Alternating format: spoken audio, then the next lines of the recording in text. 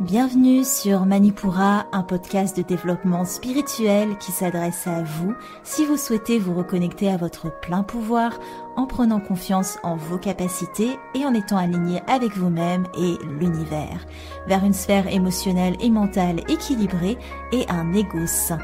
Je suis Amba, yoga thérapeute, énergéticienne, astrologue et ma mission est de vous aider à développer toutes les ressources déjà en vous.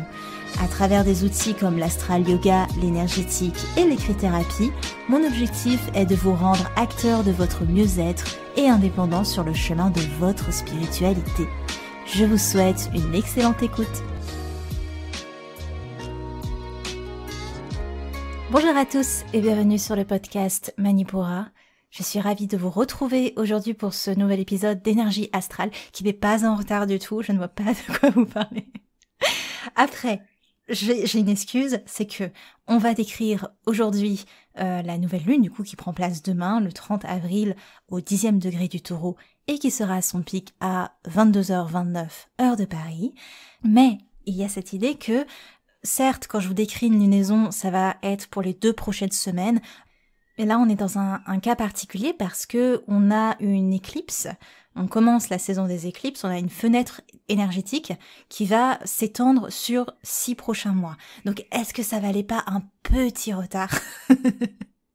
Voilà, bon, j'essaie de me trouver des excuses, mais en vrai, ça marche. Donc, on est toujours bien. Alors j'aime beaucoup l'enchaînement de ces 2 lunaisons, soit la pleine lune en balance qu'on a traversée et cette nouvelle lune en taureau, qui sont 2 lunaisons vénusiennes et qui font évoluer cette énergie vénusienne de la balance au taureau. J'aime beaucoup cet enchaînement. Aujourd'hui, on décrit cette lunaison et aussi du coup comment ces énergies vont s'étendre pour les 6 prochains mois jusqu'à la saison prochaine en fin octobre.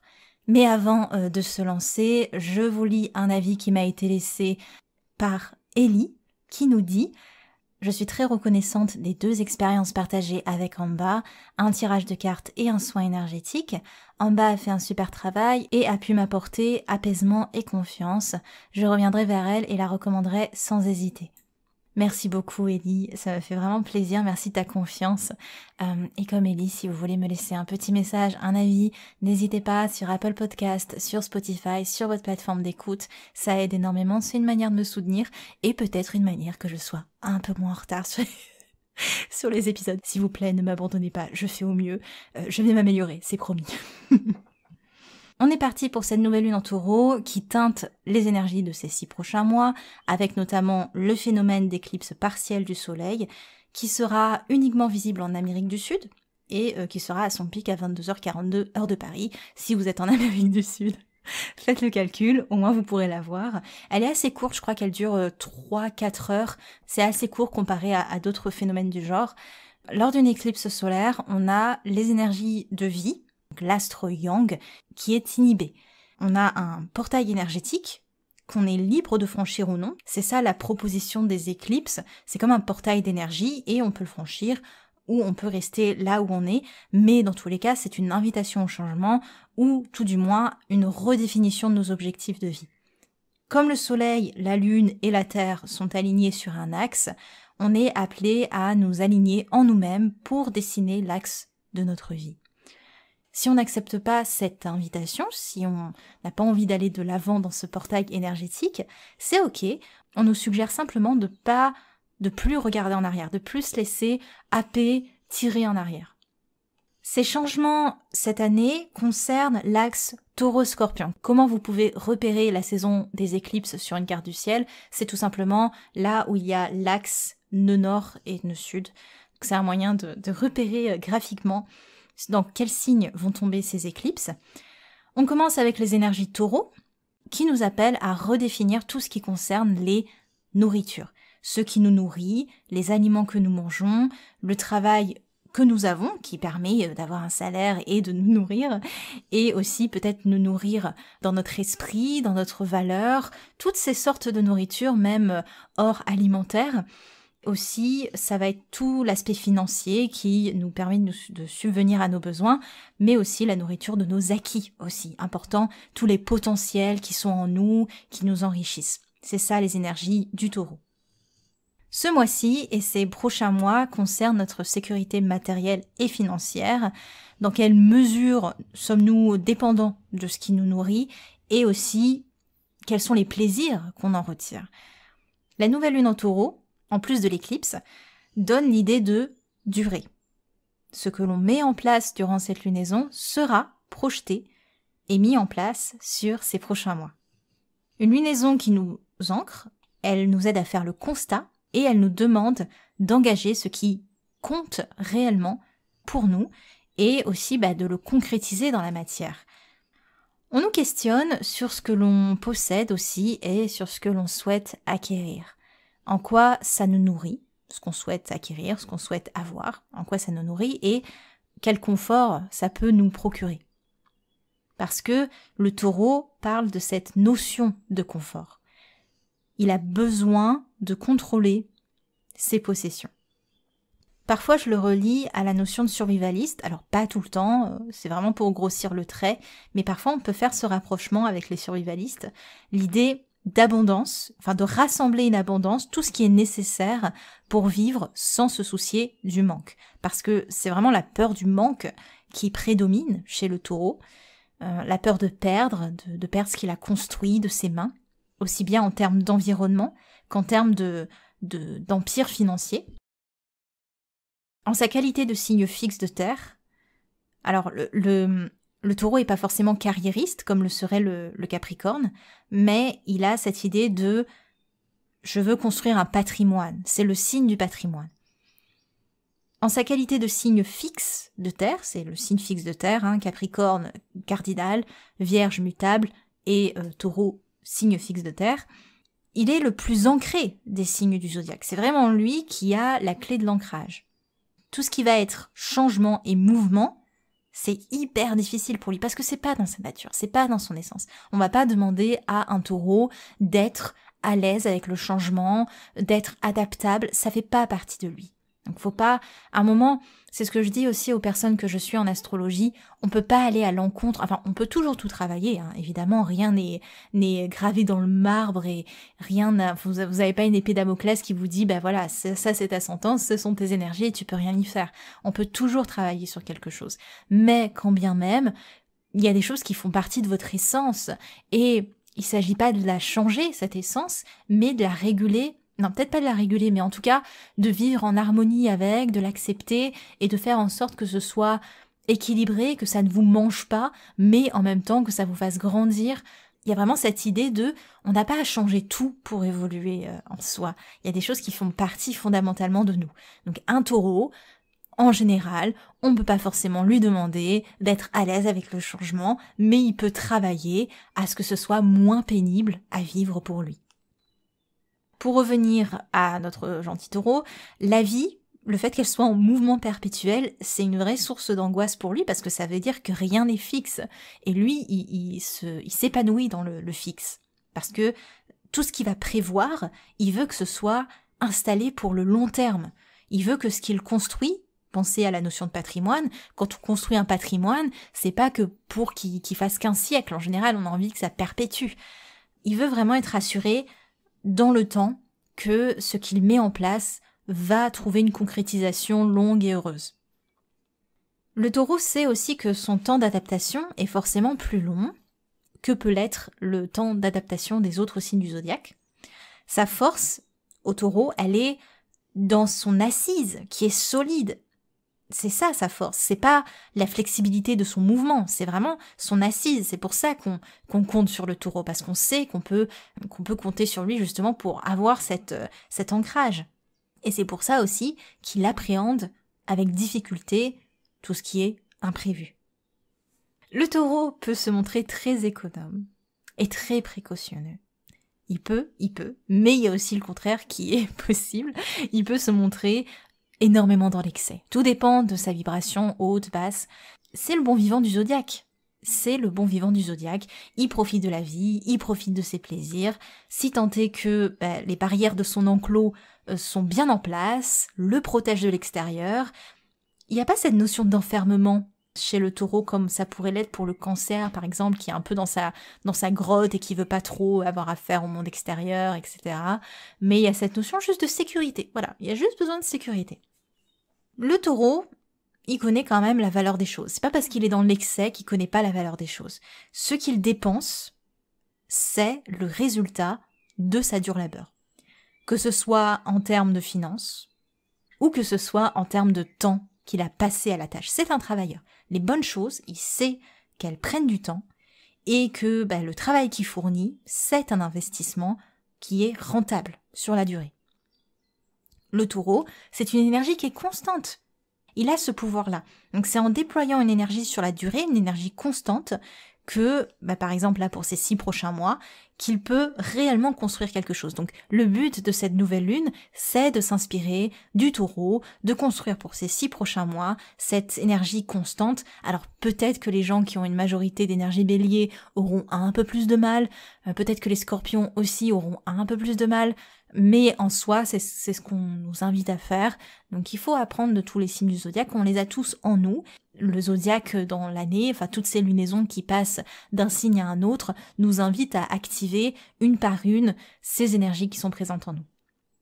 Avec le taureau, on peut facilement faire un parallèle avec la situation écologique, à savoir jusqu'à quelle mesure on peut puiser dans nos ressources, en profiter, parce que le taureau, il devient économe, il devient précautionneux quand la peur de manquer vient à venir, ou quand il sent que ses possessions sont menacées. Et nous, notre terre, ses ressources, elles sont menacées.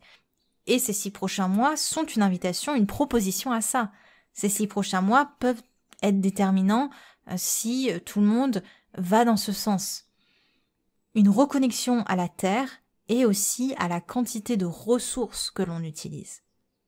Surtout que dans la carte du ciel, on a Saturne qui fait un carré au nœud nord et qui nous questionne directement sur nos valeurs passées et aussi sur la portée karmique de nos choix de société. C'est fort possible que ces 6 mois soient déterminants du point de vue écologique, mais aussi du point de vue des changements financiers. Typiquement un changement de monnaie, par exemple la monnaie qui se numérise. Ça, typiquement, on peut se poser des questions, qui se numérise de plus en plus. Voilà, donc tout ce qui est système banquier, les ressources financières, les ressources alimentaires vont être au cœur de ces 6 prochains mois. D'ailleurs, pour rebondir là-dessus, le rapport à la finance qui est lié aux énergies taureaux, si vous comptiez faire évoluer vos revenus, en tout cas si vous prévoyez des investissements aussi, cette nouvelle lune, c'est vraiment le bon moment. Voilà, vous avez un contrat à conclure, ou peut-être vous souhaitez vous lancer sur un projet de longue haleine, ou peut-être que vous souhaitez même construire quelque chose, n'hésitez pas. Surtout que on a la rétrogradation de Mercure le 11 mai, donc si vous avez des choix à faire avant, n'hésitez pas, ne me le faites pas en Mercure rétrograde. Après, vous pouvez, mais bon, c'est un petit peu compromis quand Mercure rétrograde, tout ce qui est signature de contrat ou engagement. Au niveau de la carte du ciel, qu'est-ce qu'on a ? On a pas mal d'éléments qui gravitent autour de la lunaison. On a Mercure qui vient tout juste d'entrer en Gémeaux, son signe de maîtrise, le 29, au moment où j'enregistre ce podcast. C'est un Mercure qui est puissant en Gémeaux, il va indéniablement augmenter notre envie de bouger, notre envie de voir le monde, de se connecter aux autres. On a un Mercure qui est beaucoup moins posé aussi, parce qu'il était en Taureau avant, donc il est beaucoup moins lent, il se réactive. Ça peut créer une pensée qui est vive, une communication qui est fluide, bref, un bon moment pour dire les choses, pour s'ouvrir. Mercure est en carré à Saturne quand même, donc ça indique que la pensée peut être un petit peu bridée, notamment par l'autorité ou par d'anciennes valeurs. Et on aura peut-être aussi un peu de mal à pas se montrer fataliste avec un carré Saturne. Essayons autant se peut que de se connecter à la légèreté Gémeaux. C'est ça aussi le Gémeaux, c'est cette légèreté, c'est cette, je dirais pas naïveté, mais c'est ce regard un peu adolescent qu'on a sur le monde, que tout est possible, que la vie est devant nous. Parce que si changement il y a, autant que ce soit dans un élan de motivation plutôt que dans une tentative désespérée. Essayons de prendre le bon bout. La nouvelle lune est aussi en conjonction avec Uranus, et ça renforce l'idée de changement qui est insufflée par la fenêtre énergétique de l'éclipse. Au final, le changement n'est même pas proposé parce qu'il est un peu radical. Mais c'est en notre pouvoir de voir ce qu'on en fait. Et avec le nœud nord qui est pas très loin, on a l'idée de, ok, vers quoi je veux aller et qu'est-ce que je dois transformer pour que ce soit possible. C'est ça le nœud nord. On a aussi un sextile à Mars, donc on est loin d'une lunaison passive, hein. C'est pas une lunaison de taureau passive, loin de là. On a quand même une conjonction à Uranus, un sextile à Mars, voilà, c'est pas une lunaison passive comme on l'attendrait peut-être des énergies taureaux. On a ce passage à l'action qui aussi sera vachement teinté par nos émotions. On va être motivé par une nouvelle sensibilité, par une action qui se fait sous le coup de l'émotion. Donc peut-être attention à bien réfléchir avant d'agir, à pas se précipiter, hein, profiter des énergies taureaux pour poser les choses avant d'agir, parce que ce sont des énergies qui nous appellent à la patience. Donc si vous devez entreprendre quelque chose, on n'est pas dans des énergies béliers, on va faire les choses avec douceur et on va prendre le temps qu'il faut pour les faire. Au niveau des stars du ciel, on a l'amas planétaire toujours en Poisson avec une parfaite conjonction Vénus-Jupiter. Vénus-Jupiter, ce sont des planètes qui sont particulièrement à l'aise en Poisson. On peut s'attendre à des élans affectifs, on a une facilité à se connecter aux autres, et ce sont aussi de très bonnes dispositions pour la vie affective, pour dénouer des soucis relationnels. Donc c'est une bonne période pour peut-être se réconcilier. Il faut vous dire que Vénus, on l'appelle la petite bénéfique et Jupiter la grande bénéfique. Donc autant vous dire qu'une conjonction des deux, c'est en plus dans le signe de l'amour inconditionnel Poisson, ça donne une belle aura à cette nouvelle lune. Donc c'est une nouvelle lune qui est très douce, hein. On peut ressentir aussi une facilité du lâcher prise avec Neptune. Donc elle est quand même facile à vivre cette nouvelle lune. On sera plus à même de voir les choses avec le langage du cœur. Pour finir sur cette carte du ciel, on a aussi 2 transits planétaires à noter. Donc on a l'entrée de Vénus et Jupiter en bélier, respectivement le 2 et le 10 mai, qui promet de l'action dans le relationnel. On garde cet aspect relationnel, peut-être un peu plus de désir, de passion, un petit côté intrépide, une envie de s'expanser, d'explorer plus loin et surtout plus vite. Donc ça va faire un sacré changement après ces énergies taureaux, mais ce sera pour le 2 et le 10 mai. On est parti pour l'horoscope lunaire et on commence par les signes de terre, les taureaux, les vierges et les capricornes. Les taureaux, grandes stars de la lunaison, vous profitez au maximum des énergies induites par l'éclipse solaire. Si un grand projet attend d'être déployé, c'est le moment de se lancer. Le départ ne sera pas précipité vu que tout se met en place à un rythme assez lent mais soutenu. Faites preuve de confiance, c'est un nouveau départ. En ce moment, l'action est facile, bien qu'elle soit teintée par les émotions.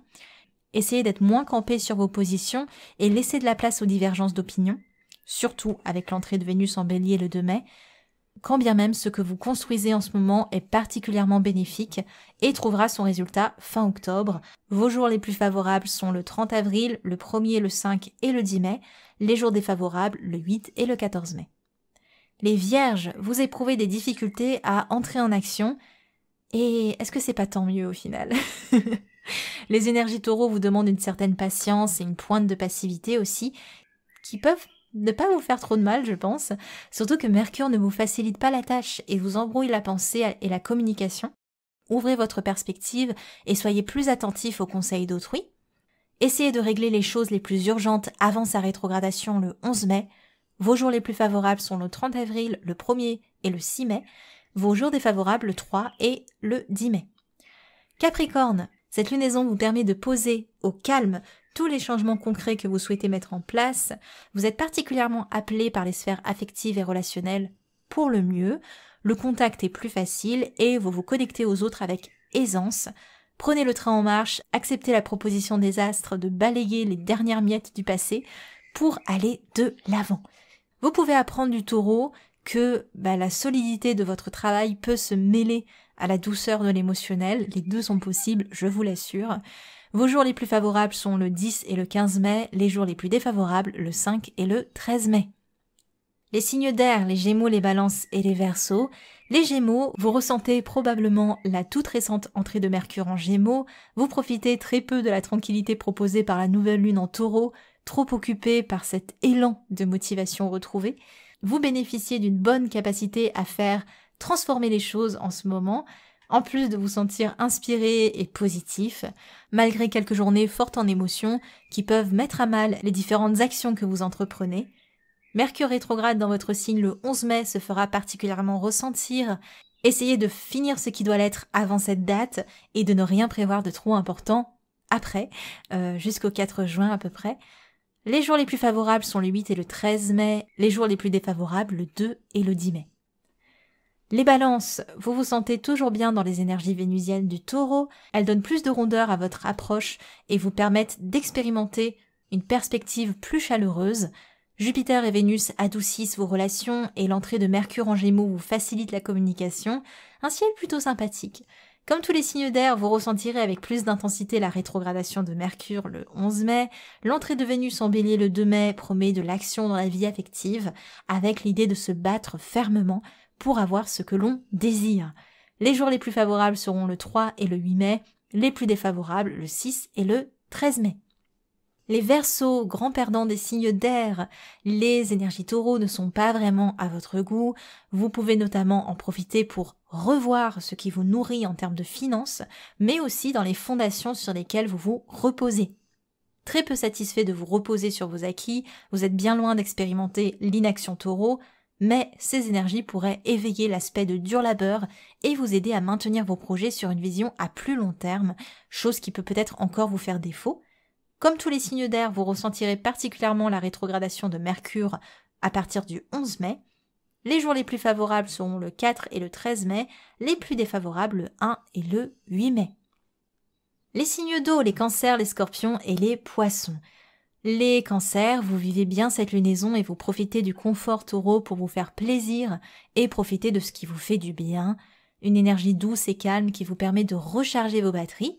L'entrée de Vénus en Bélier le 2 mai sera un peu plus difficile à vivre et pourrait ramener une teinte d'égoïsme dans la sphère relationnelle.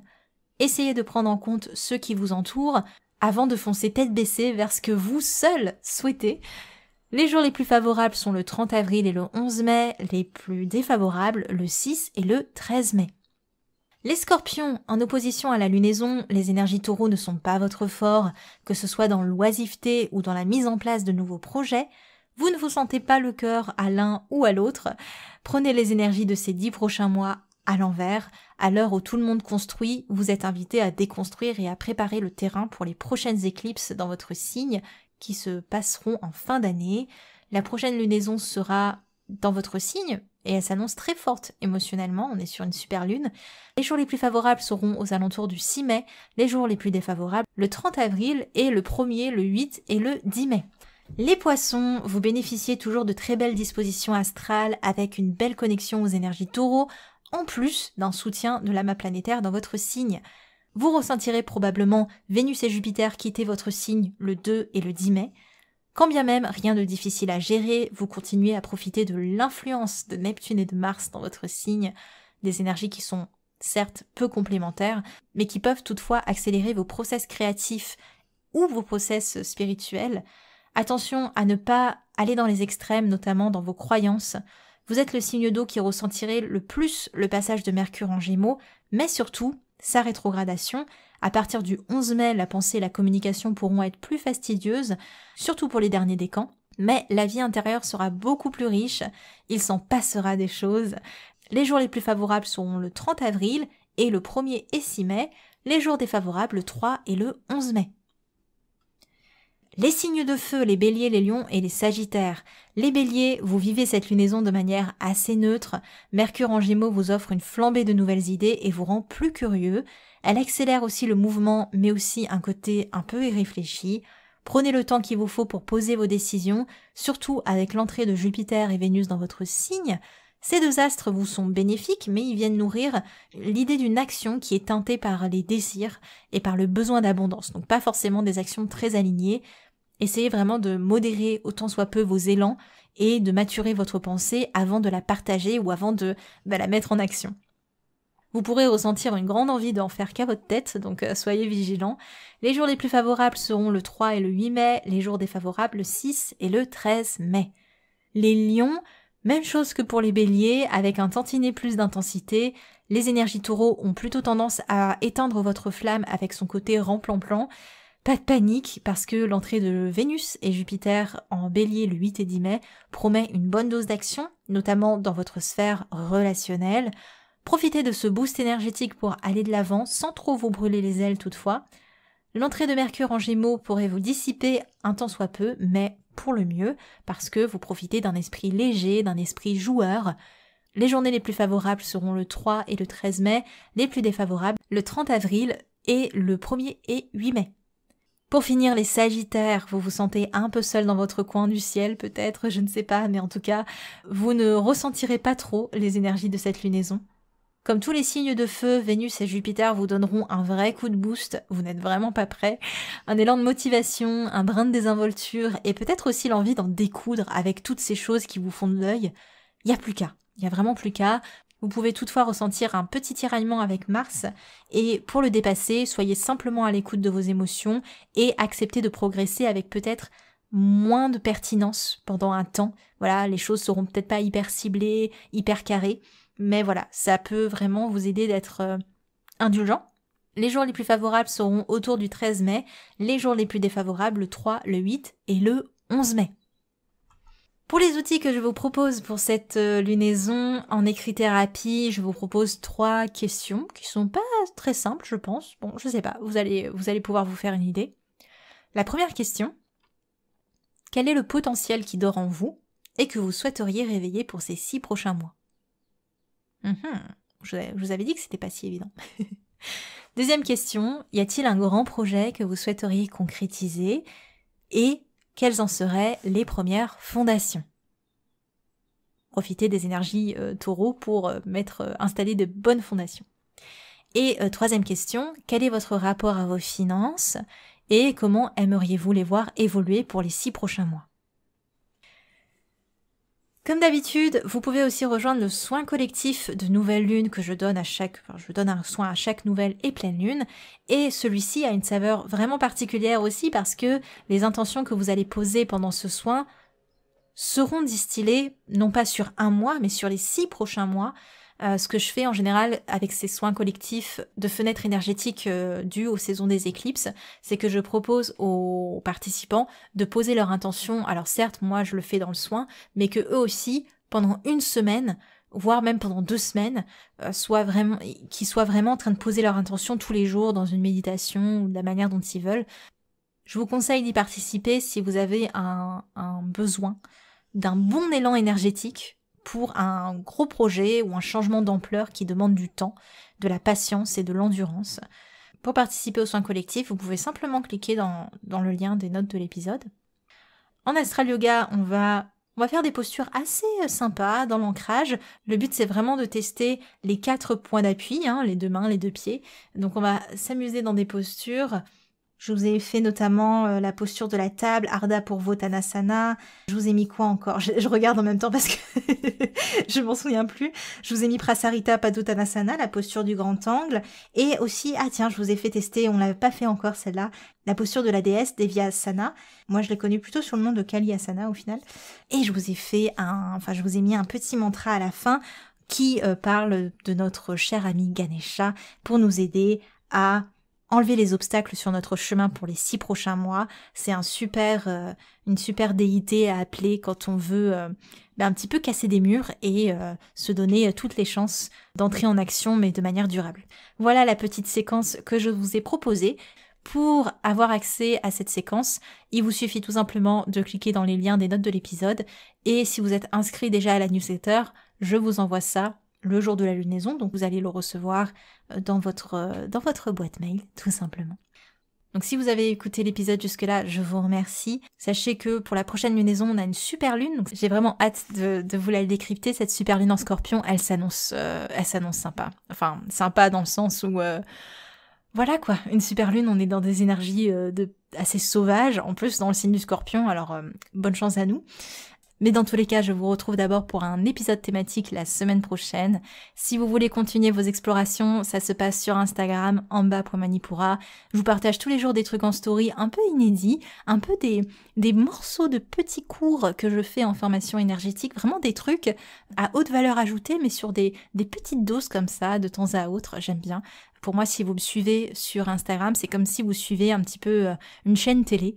Donc le but, c'est de vous informer. Tiens, j'ai envie de m'informer sur mon développement spirituel, sur l'énergétique, sur Manipura Chakra, sur la confiance en soi, sur l'estime de soi, etc., etc., sur le travail de mon énergie au quotidien. Je vais aller voir ce qui se passe dans les stories d'en bas. Voilà, c'est vraiment comme ça que je le vois en tout cas, et pour vous tenir aussi au courant des nouveautés le plus vite possible, tout simplement. Je vous laisse là-dessus, et je vous souhaite une très belle lunaison en taureau. C'était en bas de Manipura.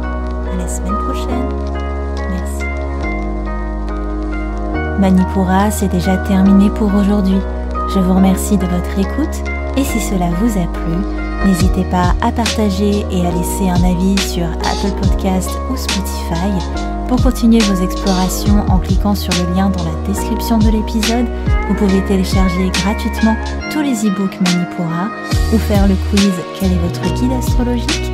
Quant à moi, je vous dis à la prochaine et surtout, prenez bien soin de vous.